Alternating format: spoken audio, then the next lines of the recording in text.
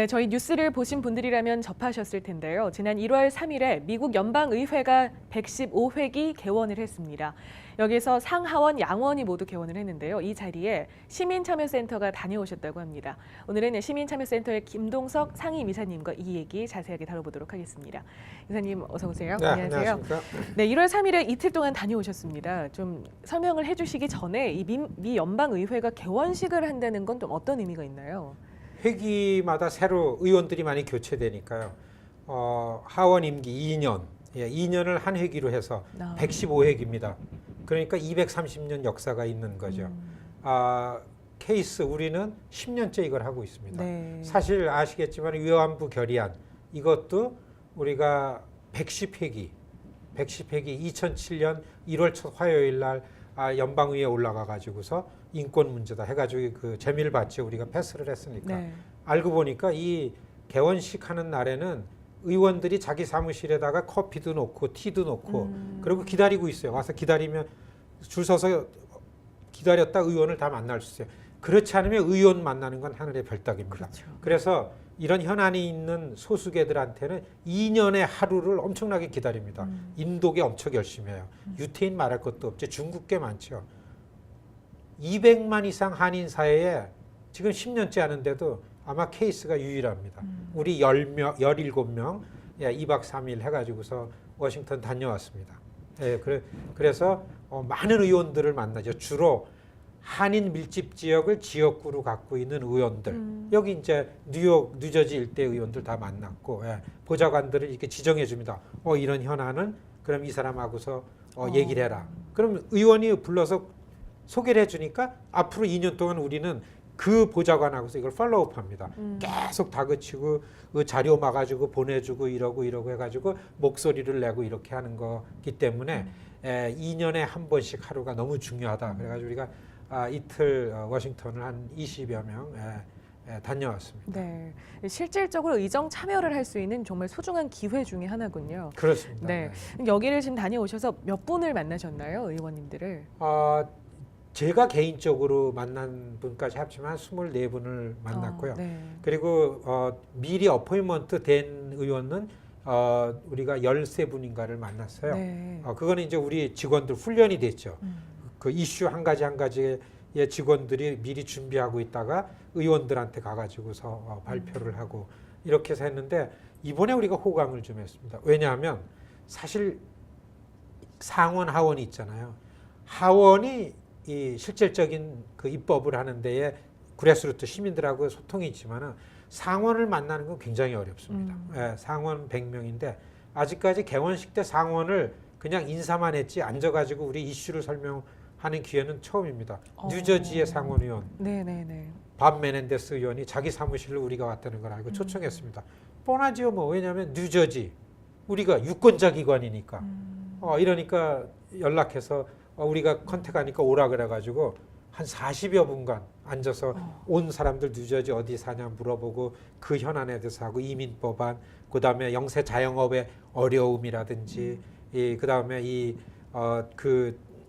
한국과 미국 관계에 있어가지고 한반도의 평화와 안정이 얼마나 미국의 한인들한테 중요한가도 설명 다 하고 상원의원이 메넨데스가 코리안 커뮤니티에 이렇게 훈련된 시민 청년 로비스트들이 있는 줄 몰랐다. 이런 얘기도 하면서 사진도 찍어주고 커피도 주고 뭐 호강을 했죠. 네.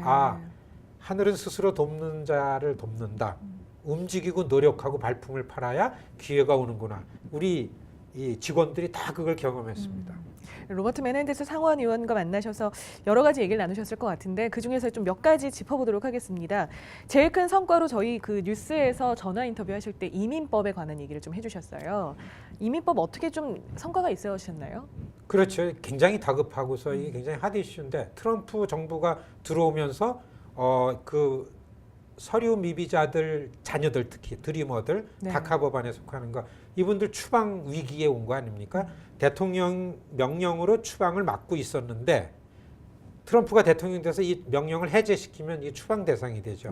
그렇지만 중앙 정부가 이래도 시장이나 주지사나 의원들이 자기 지역구에 있는 그 시민들은 보호할 수 있는 옵션이 좀 있습니다. 그래서 메넨데스 의원한테 메네데스 의원이 이민 관련해서 굉장히 민감하게 반응하시는 분입니다. 갱 오브 A, 이민 개혁안 앞장섰던 분입니다.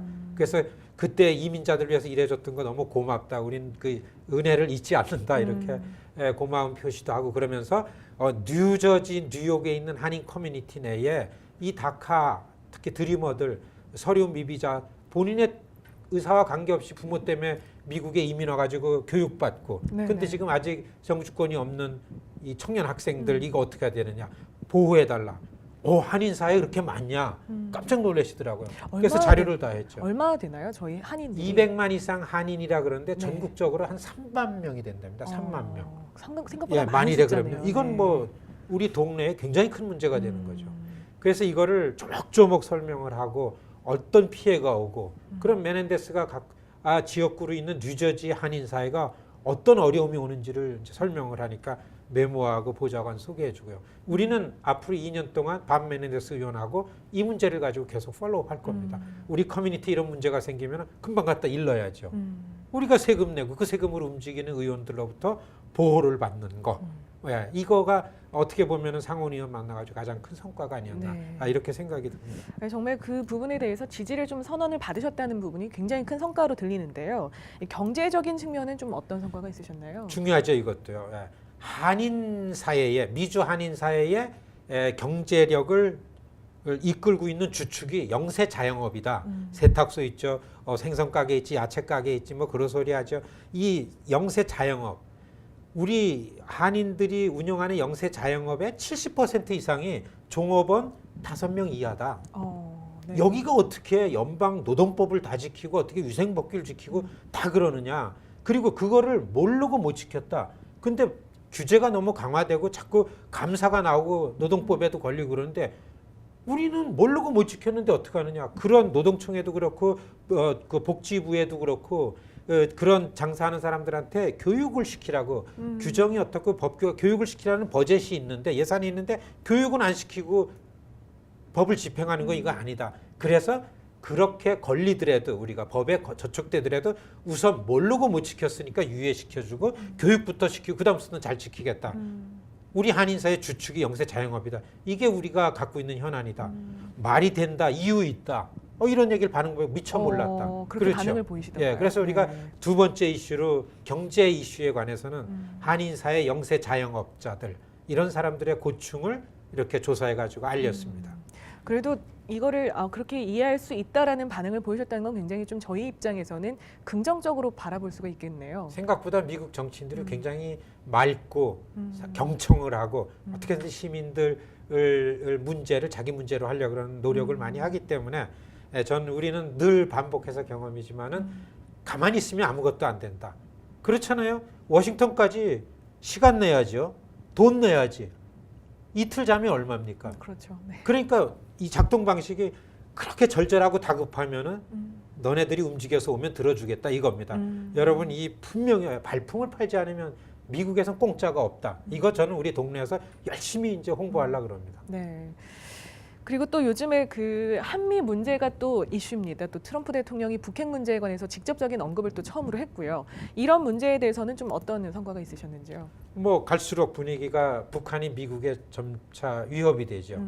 그런데 미국이 위협된다 그러면 한국은 더 큰 위협이죠.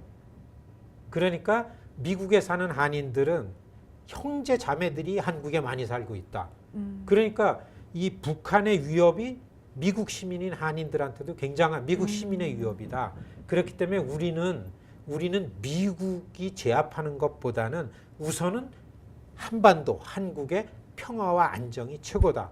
무슨 일을 하더라도 일단은 평화가 중요하고 안정된 게 중요하다. 이게 미국의 세금을 내고 살고 있는 코리안 아메리칸들의 굉장히 중요한 이슈다. 무슨 일이 있을 때마다 이런 문제가 생기면 갖고 올 테니까 만나주고 좀 귀를 기울여드리고 힘을 써달라. 메모를 하셨어요. 네. 왜냐하면 메넨데스 의원이 그 외교위원회 거물입니다. 민주당이 다수당이면 대통령보다도 외교정책의 권한이 세다고 하는 상원 외교위원장을 하셨습니다. 그래서 이번에 우리 메넨데스 의원을 만나가지고 뉴저지, 뉴욕의 한인사회 현안을 1, 2, 3, 4, 7가지를 설명을 드리고 이렇게 했던 거에 대해서 굉장히 큰 보람이고 좀 가슴 뿌듯하게 생각하면서 5시간 운전해서 돌아왔습니다. 네. 마지막으로 한 가지만 더 여쭤보겠습니다. 저희가 가장 이슈라고도 할 수 있는 게 또 위안부 문제인데요. 뭐 인권 문제에 대해서는 어떤 얘기가 있으셨는지요? 메넨데스 의원뿐만 아니라 우리가 만난 한 20여 명 의원들이 코리안들을 보면 다 위안부 문제 많이 생각해요. 이걸 우리가 결의안을 통과시켰기 때문에 그렇죠. 네. 일본이 반대하는데도 불구하고 그리고 매년 10년 동안 할머니들을 모시고 가지고 의사당에서 그냥 굉장히 요란을 우리가 좀 부렸습니다. 그래서 많은 관심을 갖는데 이거를 강조했습니다. 한국과 일본만의 문제가 아니고 우린 그렇게 안 본다. 한국이랑 일본이랑 합의했다라는 거 우리하고는 아무 관계가 없다. 이거는 미국 시민사회 가치의 문제다. 여성 인권의 문제고 일본과 한국과 미국이 사이좋게 지내는 게 중요한데 진정으로 사이가 좋아지려면은 아니 일본 사람들이 한국 사람들을 막 강간을 하고 그런 거를 그 정리하지 않고 넘어가는데 이게 되겠느냐. 진정한 삼각동맹을 위해서는 여성의 인권의 역사 진실과 여성 인권의 문제로 이거를 봐야 된다. 이런 측면에서 우리는 앞으로 계속 이걸 열심히 활발하게 활동을 할 거다. 앞장서 달라, 보호해 달라. 일본이 이거에 대해서 꼼수를 부릴 때에 한마디씩 꾸짖어 달라. 이런 얘기하는 거 그건 뭐 너무나 중요한 얘기고 너무나 구구절절이 옳은 얘기 아닙니까? 네. 그 의원이 맞다 그러고서 이게 한 22명의 의원들이 잘하는 일이고 워싱턴에 있는 의원들이 이 간과할 할지도 모르는 인권의 문제를 코리안들이 깨워준다 이런 얘기도 듣고서 굉장히 좋았습니다. 네. 그래서 앞으로 이거 계속 팔로우업을 할 거다 이렇게 우리가 생각을 하고 있습니다. 네. 마이클 혼다 의원이 이제 낙선을 하셔서 좀 아쉬웠는데 또 다행히 그렇게 귀를 기울여 주시는 의원들이 많이 계시는군요. 그렇죠. 혼다 네. 의원이 지난 한 10여 년 동안 인권 챔피언으로 됐습니다. 위안부 결의안이라는 것 때문에. 그리고 그런 문제로 인해 가지고 부분적으로 다 이번에 8선의 거물이 낙선을 했고 그래서 마이클 혼다 의원이 앞으로도 동아시아 특히 아시아의 평화와 안정, 특히 아시아의 인권의 문제에 관심을 갖고 일을 하시려고 그럽니다. 그래서 그냥 워싱턴에서 나가신 게 아니고 네. 그렇기 때문에 그런 기반을 가지고 우리가 앞으로 이 문제는 계속해서 열심히 일을 해나갈 수 있고 일을 해나갈 것이죠. 네. 그래도 좀 다행이라는 생각이 좀 드는데요. 이 메넨데스 상원 의원 외에 또 저희 한인 커뮤니티에 관심을 가지시는 의원은 없으셨는지요? 당장에 네. 우리 케이스가 선거 전에 사무실로 불러다가 한인 사회에 대해서 열심히 일하겠다고 이렇게 서약까지 한 저시아라는 네. 오지역에 오지역에 그야말로 7선 의원이 스캇 가렛이 무너지고서 민주당의 저시아 의원이 굉장히 유태견제 큰 이슈였죠. 됐잖아요. 네. 그분 찾아니 너무 반가워하는 거예요. 우리 스텝 중에 한 분은 크로스터 사십니다. 네. 그리고 그분 행사에 부모님이 가셔서 그 펀드레이징 하는데 참가까지 했다는 얘기도 하니까 은인이다 이런 얘기도 하고요. 그리고서 뭐 그레이스 맹 의원 만났죠. 특히 탐스 호지라고 롱아일랜드 의원 만나하고 LA에 있는 외교위원장이나 아니면은 피터 로스캠이라는 일리노이아 의원은 한국인 전문직 비자 코를 확대하는 거. 이거 네. 법안을 상정했던 분은 일리노이인데 이분이 이번 회기에도 여기에 관심 갖고서 앞으로 우린 계속 추진할 거다 이런 약속도 받고 그래서 아마 한 10여 년 동안 개원식 로비 참가한 것 중에 이번에 제일 조직적으로 하고요. 이렇게 정리해 가지고 네. 이걸 우리가 많이 만들어 가지고서 이 설문조사도 하고 서베이도 하고 해가지고 잘 만들어가지고 이게 진짜 잘하는 사람들 로비 폼에 가서 우리가 공부를 해가지고 만들었습니다. 네. 그래서 팔리시 프라이어리티 해가지고 딱 놓으니까 의원들이 너무 편하잖아요. 근거 있게 제기하니까. 그래서 한 10년 되니까 이제 우리가 그 의회 작동 방식을 알고 의원들을 어떻게 관계를 맺고 시작하는가 이런 수준까지 왔다 해가지고 우리 스태프들이랑 같이 오면서 굉장히 기분 좋게 돌아왔습니다. 네. 궂은 날씨인데도 불구하고. 네. 네.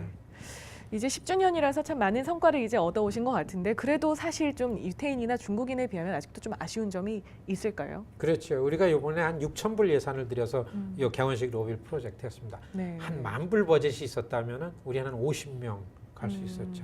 50명, 10,000불이면. 그런데 우리 다른 에트닉, 중국계나 특히 인도계가 그런 데는 자기 커뮤니티에서 돈을 모아가지고 이렇게 자선 사업을 먼저 하지 않습니다. 정치력을 먼저 만들어서 이 유태인 방식인데 그래서 그 정치력을 가지고 정치인을 움직여서 정부의 펀드를 따다가 자선 사업을 하죠. 근데 이제 우리 동네가 이 기부 문화를 좀 바꾸는 건데 우리 주머니로 먼저 정치력을 만들어야 됩니다. 전략적 기부라 그러죠. 그러고서 그 정치적 힘으로 정부 펀드 같은 걸 갖다 우리 한인 사회를 건강하게 만드는 이렇게 돼야 지금 아직까지 우리 한인 사회 기부 문화는 우리 주머니로 정부가 할 일들을 우리가 하고 있죠. 뭐 이 패밀리 문제라든지 노인 문제라든지 이런 서비스에 집중되기 때문에 그거 하는 게 물론 좋은데 좋은데 좀 이렇게 애드보케이시 정치력을 만들어서 우리 커뮤니티의 권리와 이익을 지키는 이런 부분에도 예산이 좀 많아진다 하면은 이런 부분이 좀 우리가 좀 예산이 풍부하다 그러면 이런 개원식 로비 때 LA도 부르고 시카고도 부르고 아틀란타도 부르고 휴스턴도 부르고 한인들 막 와가지고 자기 지역 의원들을 공략해가지고 그 의원들이 꼼짝 못하게 그렇죠. 세금 내는 자기 지역 유권자가 왔는데 그걸 어떻게 외면합니까? 그렇죠. 네.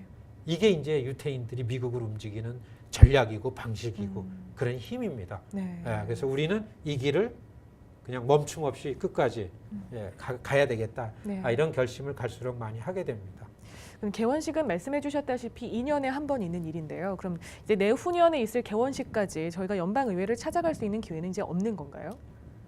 이제는 많이 갈 수 있습니다. 네. 우리가 이번에 개원식 로비를 했으니까 어떤 이슈는 어떤 의원한테 갈 거고 누구하고 어떤 의원은요 우리가 한인들 중에 청년 학생들 중에 뜻 있는 애를 너네 사무실 보낼 테니까 여름에 인턴으로 써달라. 이게 백인들이 독점하는 겁니다. 그 훈련을. 근데 그걸 받아주겠다는 의원도 있고. 그래서 이런 많은 일들을 가지고서 우리가 이걸 계속 팔로우하려면은 정말 저희들하고 같이 많은 분들이 조인해서 이제 계속 워싱턴을 오르내려야 됩니다. 너무 일이 많아져가지고 이걸 어떻게 감당할까 이런 고민도 합니다. 네, 개원식 때 한번 이렇게 만난 의원들은 그 뒤에도 계속 팔로우업을 할 수 있다는 말씀이시죠? 미국 의원들은 약속한 건 반드시 지킵니다. 그래서 그 의원들 녹음하고 메모하고 우리가 의원들한테 네 지역구의 한인들한테 새 인사해달라. 인사까지 받아오고 그랬습니다. 네. 정말 의미 있는 행사였던 것 같은데요. 이 2년 동안에 다음 회기 올 때까지 또 팔로우업하는 작업이 계속 좀 잘 이루어져서 저희들이 정말 그 생각하는 것들이 다 이루어졌으면 좋겠습니다. 마지막으로 저희 시청자분들께 이 마지막 이 연방의회에서 느끼셨던 점을 좀 간략하게 말씀해 주시면 좋을 것 같아요. 여러분 많이 바뀌었습니다. 지난 10년 동안 우리가 친한파 의원이라고 코리아 커커스라는 걸 느슨하게 조직을 해가지고 계속 어떻게든지 후원도 해주고 선거도 도와주고 그랬는데 이런 분들 중에서 많이 바뀌었어요. 낙선하고 은퇴한 의원들도 있고 한 5분의 1은 바뀌었습니다. 이게 이제 우리의 과제는 새롭게 친한파 의원을 조직하는 거. 이게 어느 나라고 다 하는데 우리 한인들만 한인 사회만 이걸 좀 그동안 못하고 있어요. 자꾸 1세대들이 먹고 살기 힘들고 한국에 관심이 집중돼 있기 때문에 정작 미국에 세금 내면서 미국에서 힘 만드는 거를 우리 한인 사회 지도자님들이 좀 방관하신 부분이 있지요. 이건 우리가 스스로 반성하고 고쳐야 될 거라고 봅니다. 지금이라도 늦지 않았기 때문에 어떻게든지 미국에서의 한인들의 권리 이익을 위해 가지고 이거를 조직해야 되는데 그래서 워싱턴이 많이 바뀌고 아시겠지만 트럼프 집권이라는 거는 어떻게 보면 미국 제일주의라는 걸로 얘기하지만은 백인 우선의 원칙으로 간다라고 해도 틀리지 않습니다. 이럴 때일수록 소수의 이민자들이 정치적인 힘을 만들어서 우리를 대표하는 정치인들이 우리를 프로텍트해주게 보호하게끔 해주는 이런 그 방식, 이런 작동 논리에 적극적으로 참여해야 될 거다. 이런 거를 많이 느꼈습니다. 아시겠지만은 회기가 시작되자마자 제일 먼저 트럼프 권력에서 내놓은 게 오바마 케어 폐지입니다. 네. 이게 시작이고 그 다음서부터는 이제 이민법 할 거죠. 이게 이제 그 와이드 내셔널리즘이라고 평론가들이 얘기하는 것처럼 이민자들 소수계들한테 굉장히 타이트하고 이렇게 우리를 위축되게 하는 분위기입니다. 투표 많이 하고 그리고 정치 참여 많이 하고 한 목소리 내서 결집해가지고 자기를 대변하는 정치인들이 우리를 책임지게끔 하는 세금을 내니까요. 그렇게 하는 게 앞으로 우리의 과제라고 봅니다. 네, 오늘 말씀도 감사합니다. 저희는 앞으로도 이 연방의회 계속 좀 팔로우업하면서 이 얘기 전해드리도록 하겠습니다. 지금까지 뉴스 진단이었습니다. 시청해주신 여러분 감사합니다.